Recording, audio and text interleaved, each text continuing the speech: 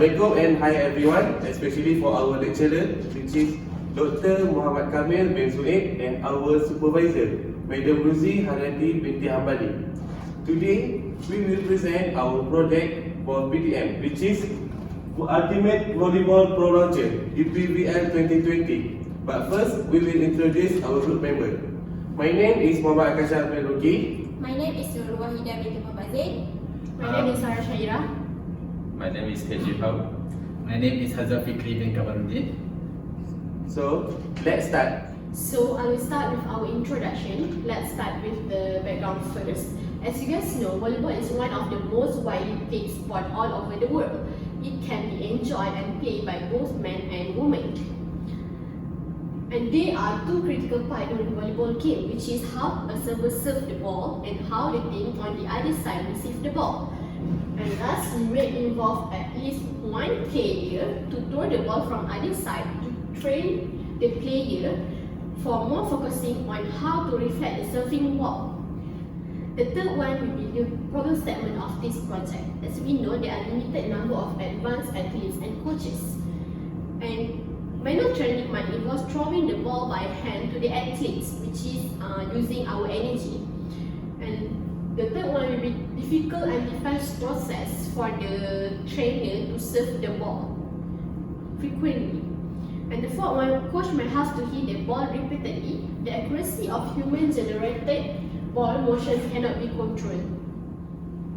So basically, for our objective in this project, which is to analyze the problem and cost requirement to design and develop low-cost UVPL mechanism training machines. The third one will be to analyze and validate UVPL. And lastly, to analyze and validate the time and injury in training session using UVPL. And the last part for the introduction will be our product summary. As you guys can see that stated there, UVPL is a machine that will help volleyball players and coaches to train a volleyball, which is making it easier for the spiker and the setter. And the third one will deliver the ball to the air precisely. It will make the player easy to perform in training, which doesn't need any coach's energy. Player can set the machine to launch the ball at different speed, high directions, and interval.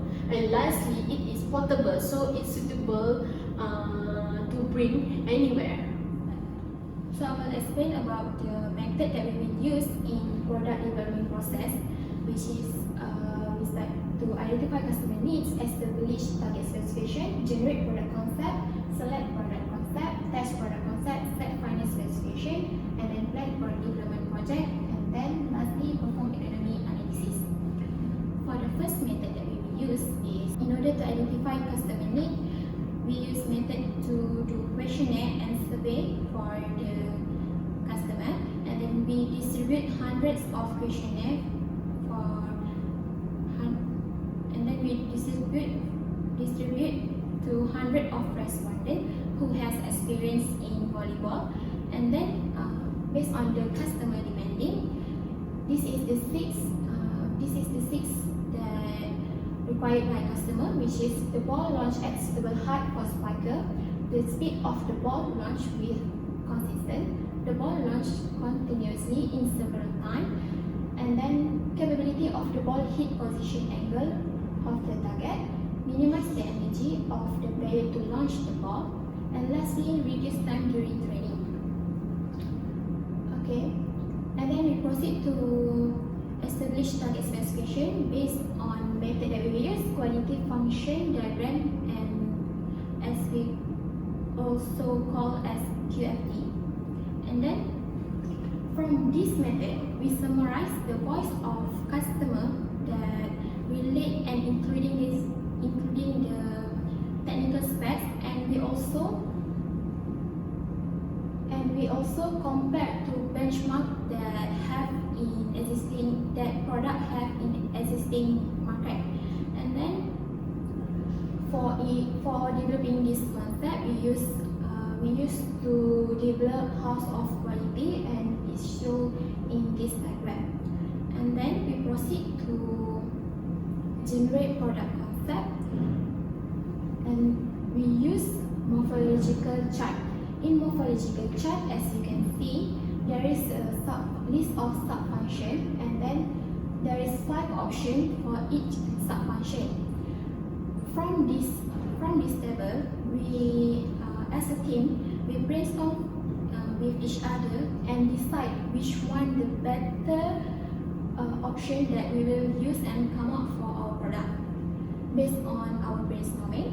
And this is the reflection for the concept. We decided to use DC motor that high torque up to 450 volt and high speed up to 24 volts. And then for the battery, high reserve capacity for the heavy duty. And then for DC motor speed controller, we decided to use that comes with a screen. And then for the material, we use low carbon steel that which is lightweight and more cheaper compared to other materials. And then for the video, we decided to use strong shape that more stable and convenient. And for the ball track, we use incline track. And lastly, for the wheelbarrow wheel, we use wheelbarrow wheel, and it comes with fixed motion. For the lastly, we use wheelbarrow wheel, and it comes with brakes, and it will more stable for the fixed motion. From this reflection of the concept, we proceed to next method, which is we generate the conceptual design. For the conceptual design, we generate the 5 type of concept, which is concept A, B, C, concept D, concept E, that include the concept generate as before. And then, based on this conceptual design, we generate concept selection strategy, which is we use scoring and screening concept. For screening method, we use a go and no go decision, which is 0 stand for same as, and minus stand for worse than, and plus stand for better than. And we compare our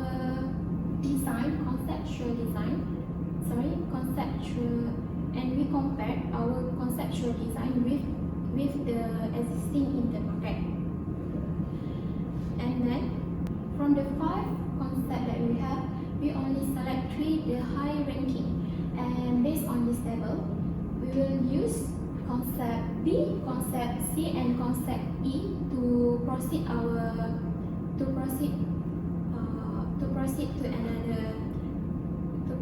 to another concept. Next, we develop concept scoring. In this concept, we use weightage to set the benchmarking that related with customer needs, and the highest among the 3 concepts that we choose will be continue for the next task.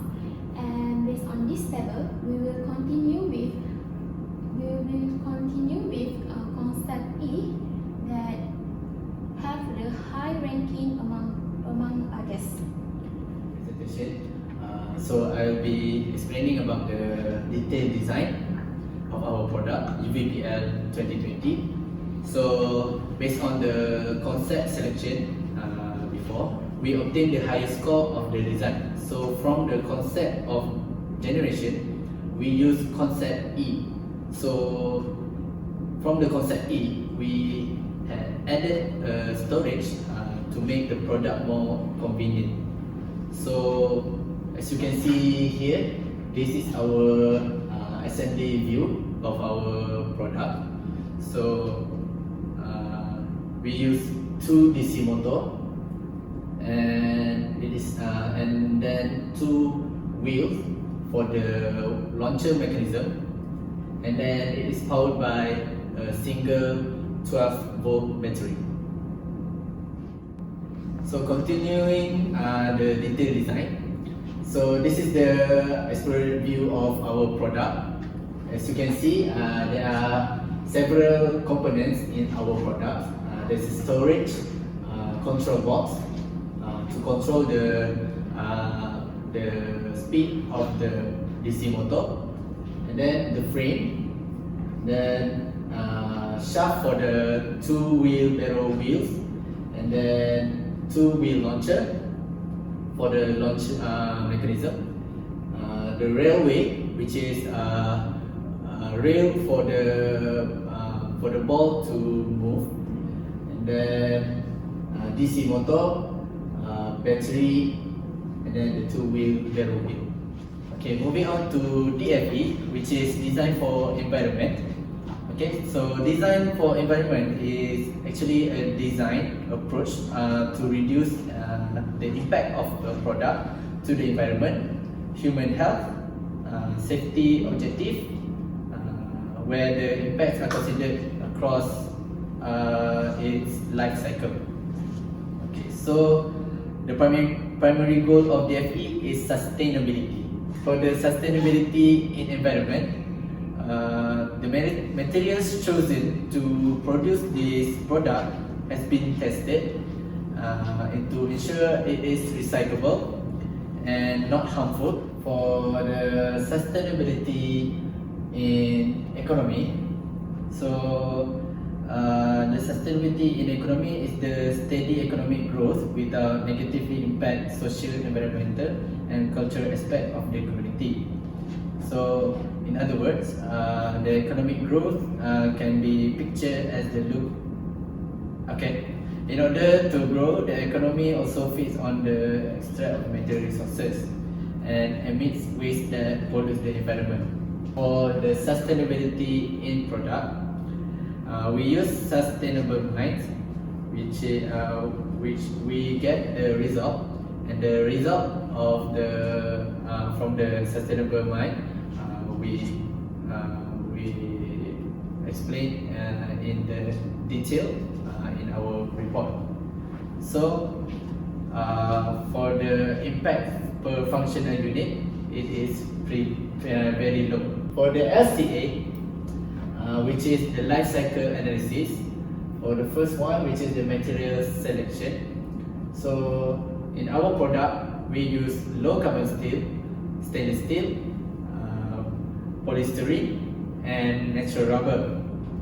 So it is shown that our material selection is recyclable, and for the it will overburden and waste. So the property of the material itself is recyclable. For the second analysis, which is the manufacturing production. So in our product, we use only welding. So the atmospheric emission is lesser than production in factory. So the impacts in global warming will be much lesser. And as for the third analysis, which is the product packaging and transportation, as for our product, it is heavy, and for the distribution of this production, as it is greater in weight, it will cost more, and the emission of the of the carbon dioxide will be more. So for the fourth one, the usage, we only use 12-volt battery for the energy for the power usage. Okay, and then for the last one, which is the end of life. So the end of life, which means the environmental issues. Our product does not emit any carbon dioxide, and it is and the material of our product is recyclable, and it doesn't release any chemicals that will be harmful to the environment. Okay, moving on to the next part, which is DFMA, which is design for manufacturing and assemble. So the figure show that the drawing of the exploded view for the disassembled product. And then for the practice of applying DFMA is to identify, quantify, and eliminate an unnecessary part or inefficiency part of a product. So for our product, we achieve the design efficiency of 23%, which is acceptable for production. So I'm going to explain about the engineering analysis, which is a very crucial part for every product design. Okay, so let's get it. So first, we have to determine the material. So how do we do that? We do it from the standard material selection, flow, which is we start from translation, and then we proceed to screening, scoring, and lastly ranking. So to determine the suitable material for the UVPL, we use that approach. So so next is agronomy analysis. So for our product, it is not a complex product, so we only need our upper body to operate our product. So the ruler assessment is used. So ruler assessment stands for rapid upper limb assessment. So yeah, it's only cover our upper body. So yeah, it's suitable for our product. So the next one is the FEA. So FEA is how do we call it? It's a mathematical approach, a computerized method to determine the how do we call it? The force acting on our product and how our product will perform if the forces are acting on our product. Okay, so for the FEA analysis, so the frame is the most important part for our product. So we are focusing on the frame, since that all the components are acting on the frame because it is installed on the frame. So yeah, we run the FEA on Autodesk Inventor 2020, and this is the result we get. So the first one is stress analysis. Okay, so for the maximum normal stress acting on the frame is 28.351 megapascal, and the minimum is 28.27 megapascal. That's considered acceptable since that our frame can actually withstand a higher stress. So next one is the displacement analysis. The maximum value of the displacement vector is only 0.47 millimeter. That's only that is not obvious. I think we don't really see it with our bare eyes. So that is also considered acceptable for our product. Okay, moving on, material selection. So this is the result we get after we run through all the material selection flow. So for the main material for our frame, we use low carbon steel, also as known as steel. It is a very cheap material, low density, and able to withstand high forces. Okay, moving on the material of our railway and the storage, we use stainless steel. Stainless steel is very light and weight, and it can also withstand a very high force acting on it. So why we choose stainless steel is because we can reduce the force that acting on the frame. So our product will be lighter, high mobility. So for the control box, we use high impact polystyrene. It is also a very cheap material and also light in weight, but the performance of the high impact polystyrene is also very good. Next is manufacturing process. For our project, we will use 4 types of manufacturing process, which is first we will use cutting process, then shaping process, joining process, and lastly we have 3D printing process. First, I will explain about the cutting process. This cutting process we will use more in our project because we will cut the steel and before we shape and join it. Such as we will use for body and for the basket and the render. We will use sewing conventional machine like the picture that show. This is will clamp the product and the material for the product, and we will cut by using the blade. Then we will have the size that we want. Next is shaping process. Shaping process is we use when to bend and roll the material, which is the metal rod for basket and rail. We use the conventional rolling machine to shape our project. Then joining process. This process also we will use more in our project because this process need to join our product material. We will use MIG welding machine because MIG welding is suitable for thin material and our product is not so thick, so this is a suitable joining process. And lastly is 3D printing process, which is this process is additive manufacturing. So we will design the material, the product that we want, and we will produce in a 3D printing process. So that's all for the manufacturing process. Next is we will continue to the cost estimation.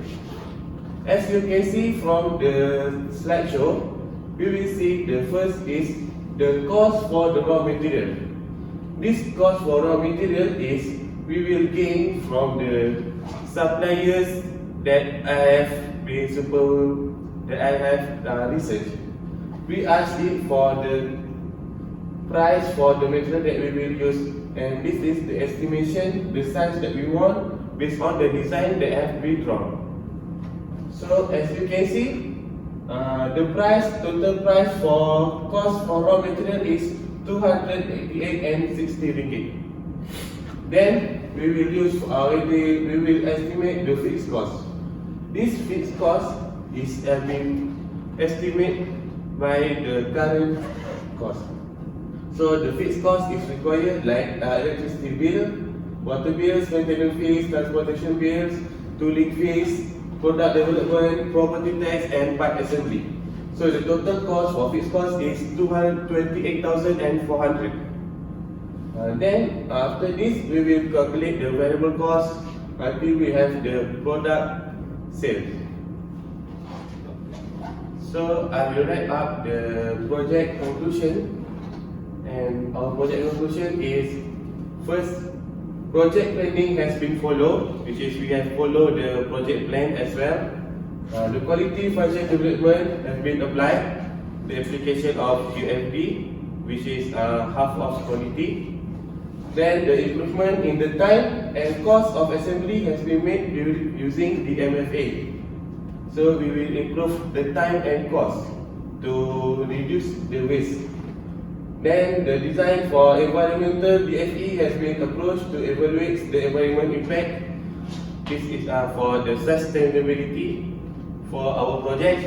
And lastly, we will have development on new structure of volleyball launcher meets the requirement. So we think that the development of the new volleyball launcher that we need to require, which is low cost but it is useful to our society. That's all from us. Thank you for watching, and don't forget to like and subscribe.